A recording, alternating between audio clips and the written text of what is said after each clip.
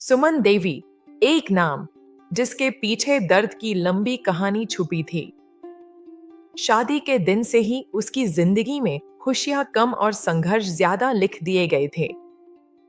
समाज के ताने, गालियां और कभी-कभी हाथों की मार, सब उसने सहा।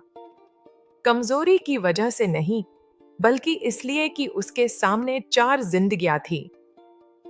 उसके चार बच्चे थे: अंकित, रवि, रेशमा और आमली।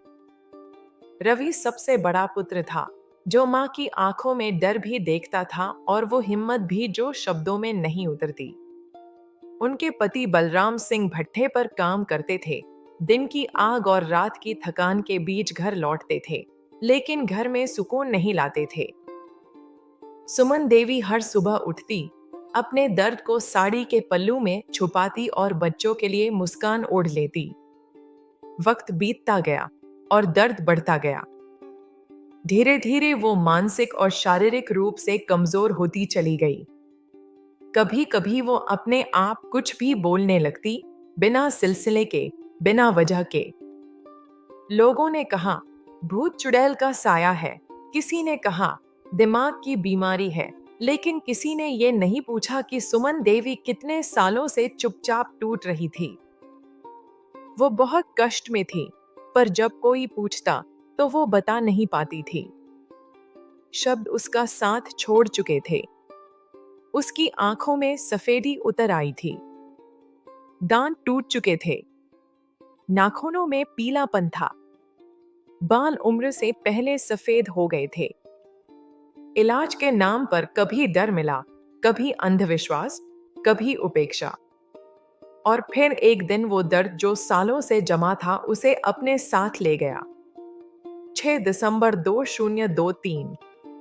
उसकी उम्र 40 साल भी पूरी नहीं हुई थी। इतनी कम उम्र में इतना लंबा और इतना दर्दनाक मौत का सफर। मां के जाने के बाद घर और ज्यादा सूना हो गया। दीवारें जैसे बोलना भूल गई। कुछ ही समय में दादी और दादा भी साथ छोड़ गए। जिनकी मौजूदगी घर को घर बनाती थी, वो भी याद बनकर रह गए। और फिर भतीजा, जिसकी हंसी में थोड़ी सी रोशनी बची थी, वो भी दूर हो गया। अंकित ने समझा, लोग मरते नहीं हैं, बस एक एक करके छूटते चले जाते हैं। अकेलापन उसके कमरे में नहीं, उसके सीने में रहने लगा। और तब उसे अपनी मां याद आई। सुमन देवी, उसकी खामोशी, उसकी सहन शक्ति, उसकी टूटी हुई आवाज। और अंकित ने तय किया, मैं मां की तरह चुप नहीं रहूंगा।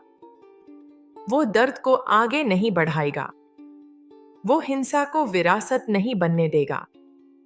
सुमन देवी आज भी जिंदा है, अपने बच्चों की सांसों में, उनके फैसलों में और उस साहस में जो कहता है, अब और नहीं।